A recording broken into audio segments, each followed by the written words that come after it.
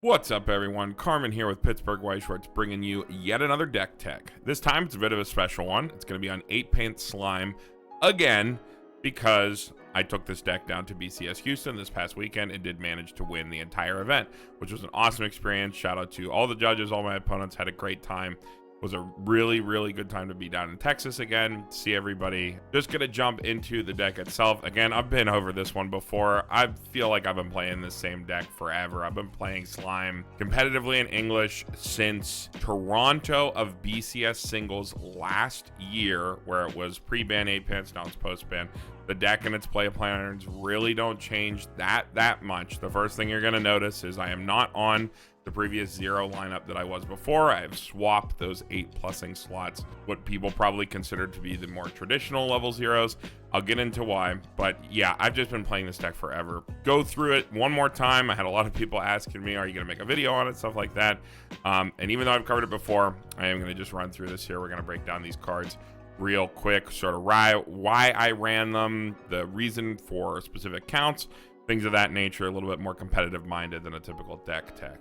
So yes, I am playing the Mjurran Chaser and the Benimaru True Ricky. Why am I playing this when I was so confident in the previous video, if you go back and watch that, on playing the Aqua and the Hakuro? A couple of things have changed since then. Number one, Hololive being a overrepresented menace, especially with Gura and stuff like that being at 4, where people were just slamming Aqua in that center lane over and over and over. SDS was still playing Aquas as well. Aquas were even more popular profile, I think, then than they are now. I think even especially Hololive, they're sort of pivoting to just playing Kanata, because decks have a very much more directed game plan where they don't need the raw cards, playing Kanata a mid-game combo, so like that, Kanata Marin, things of that nature. They're going for directed level 1 strategies into directed level 3 strategies, although those still mostly, for the most part, happen to also still be Marin and decompression, things in that nature. But because of that, having that Hakuro, being able to send that Hakuro to 5k to be able to remove oversized bodies with effects on death, things of that nature, no longer as valuable. Also, when you're not playing a level 1 combo, as this deck isn't, it's playing the level 0 combo. The level 0 combo, you only get 1+, quote unquote, every time you slam the pants. The raw plussing ability of these two cards, the Benimaru, obviously you go search the Yom searches the Mjurran. You have that sort of through line there. That's sort of the basic play pattern. You can also, of course, use the Benimaru to go get your level 0 combo if you need to. And then the Mjurran just having the greatest possible chance to live, being a oversized in and of her own right at 35, then being able to chase to another lane. If you place her in the center with the Benimaru, and this is going to be a running through line as we continue to discuss the deck, she will be 5k in the center. If you open her or Veldora in the center lane, you get a 5k in the center, which pretty much always going to live unless your opponent's playing a bunch of bombs. Chainsaw Man already got banned. Bombs not as popular right now. So that's another reason to just sort of pivot back to this super hyper stable level 0 lineup. You've been seeing it in lists like Clinton's list for Slime forever. You've been seeing this pop up over and over and over again. There's a reason for it. Level 0 combo. Yes, we are playing 8-Pants. We like to slam throughout the game. We like to keep up in damage. There's a lot of merits to stand by, especially in the high roll. However, I prefer to play 8-Pants. Big reason, obviously, like I just said, slamming 1k1s throughout the game, slamming early, keeping up pressure. You have really crazy aggressive decks in the meta right now, like SDS, which is obviously incredibly strong at the top of the meta, and then stuff lying down in the slightly lower tiers, stuff like Cats. Being able to keep up a damage, keep up that pressure, as well as constantly be able to get climaxes back to your hand on trigger. The fact that Pants has a soul trigger all starts to stack up, and this ends up being the combo you play.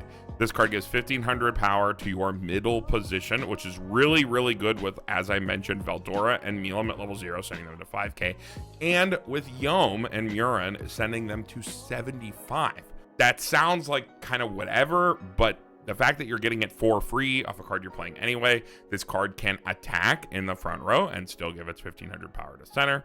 In the matchups where you don't particularly want to waste stock playing the 2-1 because the hexproof doesn't do anything, your Mjurrans are already big enough to live, things like SDS and that nature. Having this make your center lane even chunkier so that, you know, they go for a side lane, you always keep your one Mjurran, can be very nice. So it has that extra little bit of utility as a power support.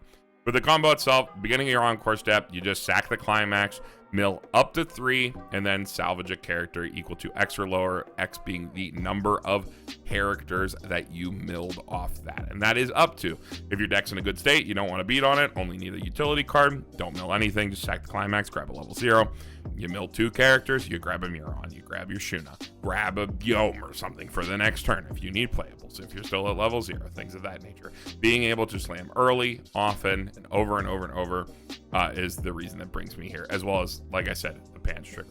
The big thing with this card that people sort of miss the forest for the trees is they look at this and they say it's only quote-unquote 1+. It's not. A better way to look at this card is with the power. If you get that plus because of the power at level 0, that's a plus the card gave you. If you get a plus at level 1 with a Yom living in the center lane, that's a plus the card gave you. And then, of course, every time you draw this pants until you get the Mjurran down, that's another plus the card gave you. So if this card even just chills on your board, if it makes 2 cards live that otherwise wouldn't, and you get at least 1 combo off before your Mjurran turn, you've gotten quote-unquote 3 pluses out of the card. Not exactly a completely accurate way to evaluate the amount of pluses the cards will give you, but that power giving you that field plus does take the ease off more than I think people give it credit for. Gonna run through the tech cards that you're probably already all familiar with. They're pretty much the same ones I was running last time. Again, Veldora, it's a helmet, sack, ditch, salvage, and then if you have 5 more cards in your hand, 3,500 in the center, 5k if you have the Rimuru. Notably, with its condition, going first, if you open either the Milam or this and a level 0, you can still play Veldora in the center lane with this and have a 5k. Another big reason for playing 8 pants, the TD Rimuru. This card is an insane consistency piece. It's a console on play, reveal top, add ditch, and then you can discard a climax to salvage. Because you do not have the cigarettes combo at level 1 anymore, your grave access becomes pretty much these 2 cards, and a great way to have more opportunities to leverage this TD Rimuru for selective salvage is to play 8 pants. That picking up pants, even when you're going quote-unquote overloaded on climaxes, and people are really scared to add a lot of climaxes a lot of the time, when you play a card like this that can filter 2 out, one with a top check and one with a very, very nice selective salvage, it makes a card like this even more powerful, which is why we're playing 2. And then the other level 0 techs you've seen in pretty much probably every slime deck. We got the Milam stock swap, level 0 stock swap, totally fucking broken. Absolutely insane profile. One of the main reasons slime is one of the top dogs right now. And of course, it's a bomb. We have the Milam, which is pay 1, sack self, check up to 4 at any character, which is a nice little deck speed patch, as well as removing itself from the field, since we want to have that full Mjurran on board pretty much all the time. The fact that we can play this down, remove itself, probably put the piece that we sacked over back down, is very nice. This card removes itself from the field. It also can pay for itself with its first effect, where you can take a card from your hand, put it into your stock, and then immediately act, pay 1, sack her, and pay it out so you can get a climax out of your hand.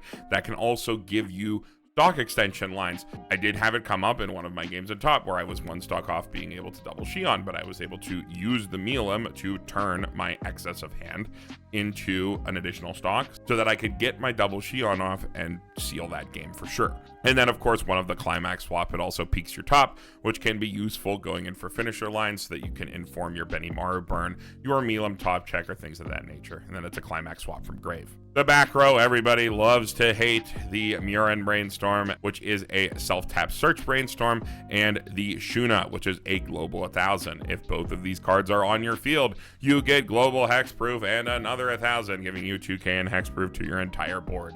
Very broken, very stupid. Don't know why Shuna is still legal, but so long as she is, I'm just gonna keep playing slime because it is really nice to just be able to ignore all of your opponent's defensive counters. Level 1, we're playing 4 Yoms, pretty standard for post-ban 8 pants. There's a lot of things you can do with Yom, but they're all pretty obvious. I think most people know now. This card gets 2,500 power and selective clock on core from your grave, so long as all of your characters are demon continent, so if you're playing a normal slime deck. And then you can discard a character to search your deck for Mjurran on play. This is a really nice bridge off the Ricky, which is the line I have here at the top. You play Ricky, you get Yom, you discard a character, and you go search Mjurran. Is very nice. You also have the line that a lot of people have figured out from playing in a Kanatamarine meta, which you can take a card that has Clock Encore, play over it with another card that also has Clock Encore, and clock yourself infinitely to accelerate yourself to the next level. This play didn't come up for me in Houston, but has come up for me in the deck a lot, just playing it in a tournament setting. Sometimes there's nothing left for you at level 1. You don't gain any resources, you lose on board, or you're going to be forced to crash. It's better for you to accelerate yourself to the next level, fire off your Mjurran combo, which you undoubtedly all have in your hand, and then just go off and continue the game from there. The fact that you would play this card anyway, and it opens up that option, very, very nice. Obviously, when you get stuck at level 1, and you do want to stay there, your handful of Mjurran pieces ready to go doesn't have to be expended or filtered out to try to find playables. You can simply clock yourself from your waiting room, removing cards you don't need from your next deck, compressing yourself, and then playing out the remainder of your level 1. This is usually something that happens when you cancel in a way that you don't expect. You expect to go to level 2, maybe on your first deck, play out your Mjurrans and go from there. You cancel a little bit too much, stay at 1, so you'll have that clock to play with, which makes that Clock Encore all the better. And then, of course, I mentioned this before, having this plus the Rimuru in the center lane makes your Yom 7,500. 7,500 blocks out the following cards that you might see in BCS, which is obviously the 1-0 Meliodas topping out at 6,500 power, the Bochi topping out with 6,500 power with a climax, and the Rimuru in standby only if they don't have the full back row set up yet, which sometimes Standby Slime doesn't always have. Sometimes they opt for going into the Mjurran, they have the Shion in their hand, that's just not the way their early game has gone, or they don't have the Brainstorm yet, things of that nature, since Standby Slime kind of plays off the top a little bit more than other variants of Slime that play a little bit farther forward. They're playing for the board, playing to sort of high roll into a more oppressive board early, and might not have that full thing set up. So the fact that your one lane might be 75 and that the 5,500 Rimuru cannot side might force your opponent to sort of give up on that lane rather than try to sack into extra standbys to just clear or tie with your Yom and Mjurran, because at 7,500, 1-0 5,500 Rimuru, even with the 2k pump, is only going to tie this card, which is not something that Standby Slime wants to do. Moving into level 2 and forward, we're playing 4 Mjurran and 4 Pants. Obviously, this is the star of the deck. This card's super, super busted. It's a 10-5 with 2 or more other Demon Continent, and whenever you play the Pants on a full board, you search your deck for a character, and you grab a character from your waiting room, and you toss it into stock. It's Alice, starting at level 2. However, it's got that full hexproof board garbage that everyone hates, and rightfully so. It's unbelievable. I can't believe this card is still around. It's even still around in JP, where everything is banned because this card is so powerful. All roads lead to Mjurran, and no matter what kind of slime deck you're playing, Mjurran is an absolutely crazy force of a card. If you don't really know much about slime, the basic way that you use this card is you slap it down. It always clears the board because it's a level 2. It's hexproof. Your opponent can't really deal with it outside of very specific hate cards that aren't very popular in the meta right now, or just simply don't get big enough to contest Mjurran with their counters. And then every turn you slam the Pants, a climax that's very good at looping itself, considering we play 8, you continue to amass more and more selective resources over and over and over again, snowballing into a compression state that's almost unbreakable outside of stock swap and things of that nature. Obviously, that does increase your likelihood that you will trigger. The main way that Slime loses games, people hedging on triggering only a certain amount, over triggering, leaving a clean deck, and unfortunately dying early. But that is just one of the risks you take. I believe with all of the top decks in English White Shorts right now, there is no top deck that isn't making concessions in some way for the deck that people would like to play in terms of what they are strong at and what they are weak at. Every deck is making some kind of concession. Slimes is that. Sometimes you get quote unquote over compressed, you multi-trigger, and you can just die. As well as, of course, the finisher suite doesn't have as much reach as maybe some other decks. That is sort of the trade that you are making. Counters, pretty simple, all the standard ones that you'd expect. I'm playing Memory Kick and Anti-Change, which pretty much every deck plays. Memory Kick really only targets Bochi right now, but it's just nice to have as a third counter because it can also send your Mjurrans to 15-5 as opposed to 15. And then the +6 soul counter. Previously, when I was playing this deck in Toronto, I was playing the Sack Neg Soul because Atla was still legal, and that was one of the great ways you could remove characters from your board mid-battle step to play around Azula, because that is not a thing anymore, and on reverse combos are not as popular at the top end right now. we're going back to the +6 soul counter because it's a great way to just keep us alive considering we compress so hard. Getting into the finisher suite. This is the most hotly contested topic with slime. People say slime's finisher sucks. People say slime's finisher's good. I'm here to tell you that slime's finisher package is very good, but a lot of people aren't playing it right. Benimaru fucking sucks. That card is terrible. If you play it blind, if you don't play the card intelligently, yes, it fucking sucks. The way that you should start your slime finisher lines is playing this 1-0 Rimuru. This is the finisher card. This Rimuru right here is the finisher card. You should start all of your lines with this, and I'll get through why. On play, top 2 rearrange. What does that do for you? Obviously, it sets up your Mjurran burn because she has to top check a character.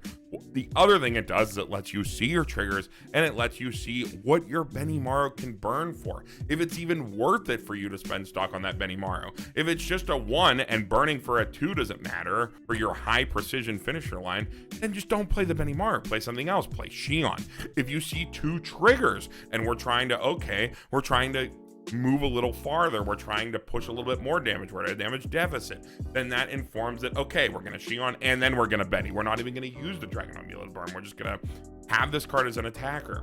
This card gives you so much information based on how all these finishers work. Benimaru burning for a specific amount +1 on top. Shion burning for exactly 4, attacking for if you see a trigger 3 or 4, and then having that cancel burn somewhere in there. It helps you hedge your bets and set up your finisher in the best way possible. Of course, the other things this card does are really stupid. It gives your Mjurran 1500 power since it's off the stock, and then it also bonds to the Mjurran so that you can loop it using an excess of stock to play a Mjurran, play over it, grab it back with this, play it again, rearrange your top 2, keep going, etc., etc. The Mjurran is the strongest part on its nose in the finisher package because you can look at it as 1 clock kick, which is a 1 guaranteed, but I mean, like, pings are really, really good. You pick off a climax that opens up an entire additional line to your finisher, for the fact that if this does hit a climax, it's still super, super good for you. You play it down, you get the ping, you get the clock kick. You can loop it again, play it down, get a ping, get a clock kick.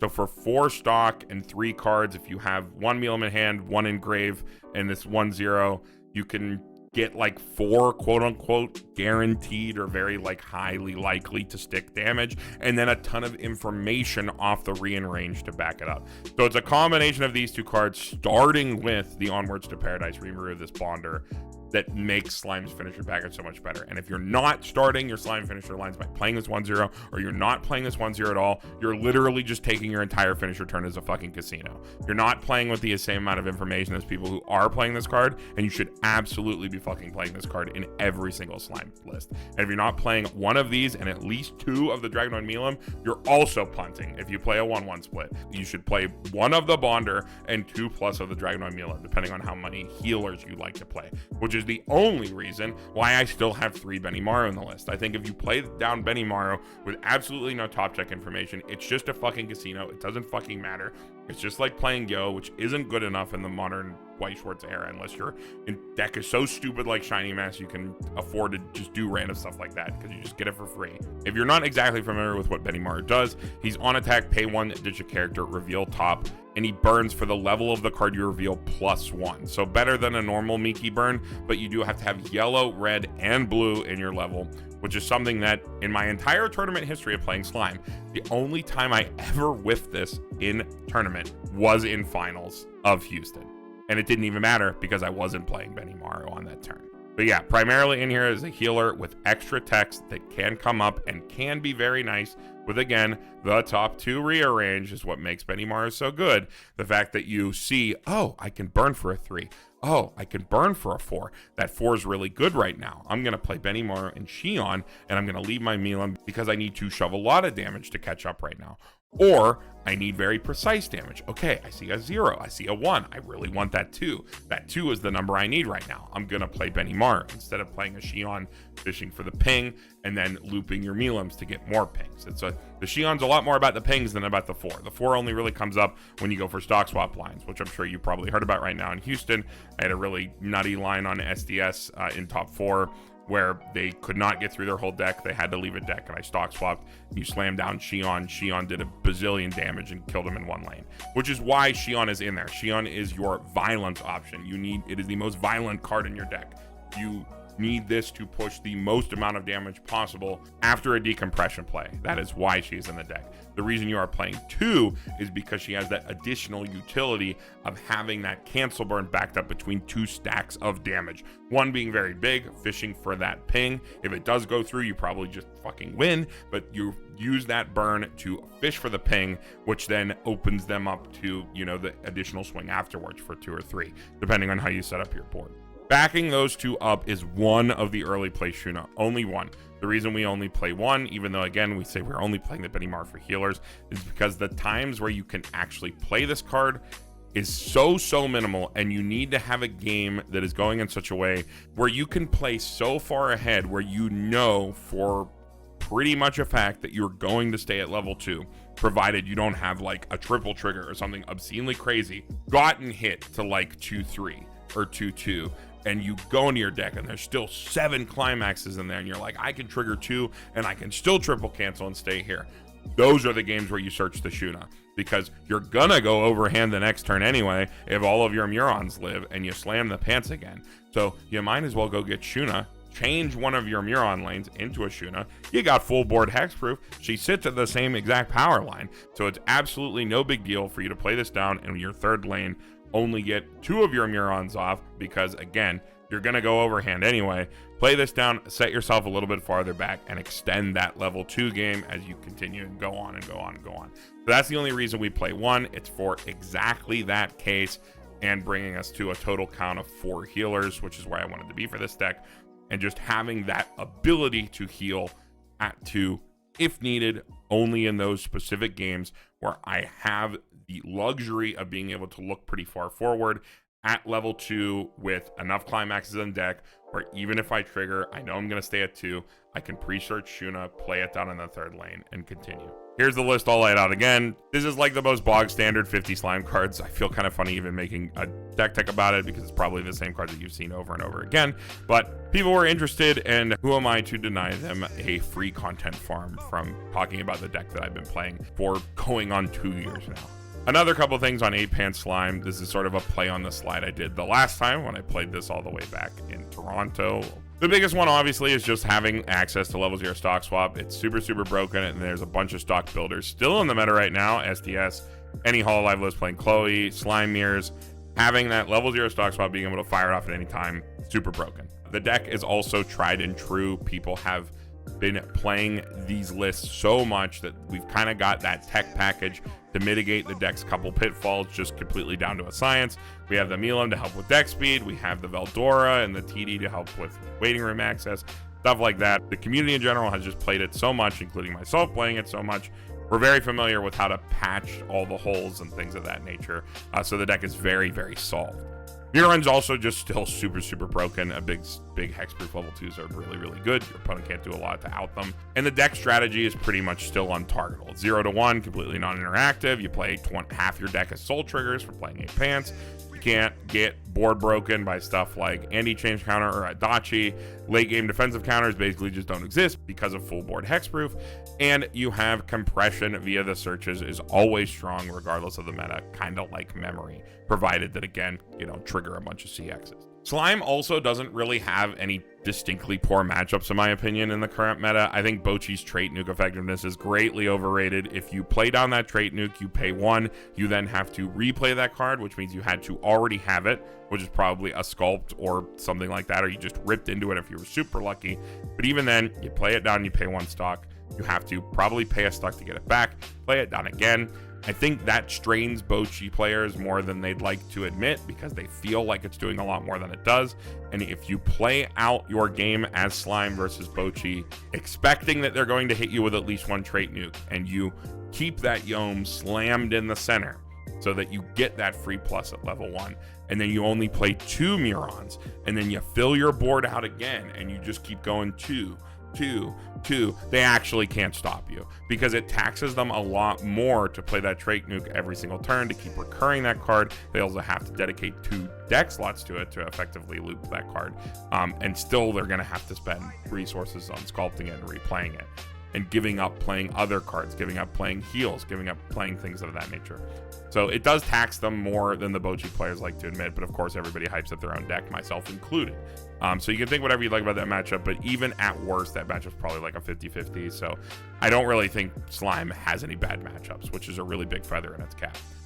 I also really just love Chip and Precision Finishing Package. They're consistently always underrated. I've always leaned towards them, even as far back as like WGP Nats forever ago with Summer Pockets, setting up the extra soul with the sides and the re-standers, having soul modulation, having damage burns, being able to see your top numbers with the rearranger, do exactly what you need to create the best numbers in the moment, really favors me the way that I like to play, as well as what I think is very powerful. I think it's always been consistently underrated. I think people always in White Shorts look at the big reach and the big flashy finishers, and stuff like that Milam clock kicker go like completely underrated. And that's one of the most disgusting things I've ever done, is like looping the Milam pings and the clock kicks and things of that nature. And having, now that we have Shion to back it up, as well as Benimaru, if you have that top check so you actually know what you're burning for, can be very, very good.